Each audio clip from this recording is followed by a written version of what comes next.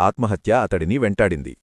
తర్వాత శ్రీసూర్య మరో సెక్రటరీ కోసం పేపర్ ప్రకటన ఇచ్చాడు. మరో సెక్రటరీగా గిరిజ సూర్య ఇండస్ట్రీస్లో జాయిన్ అయింది. కొద్ది రోజుల తర్వాత గిరిజ ఆత్మహత్య చేసుకుందని తెలిసిన శ్యామ్ సుందర్ ఆశ్చర్యపోయాడు. పోలీసులు వచ్చి అతడ్ని విచారించి అనుమానంతో అదుపులోకి తీసుకున్నారు. శ్రీసూర్య పోలీసుల కస్టడీలోకి వెళ్లడంతో సూర్య ఇండస్ట్రీస్ కార్యకలాపాల మీద, లావాదేవీల మీద ప్రభావం పడి ప్రాభవం తగ్గడం మొదలైంది.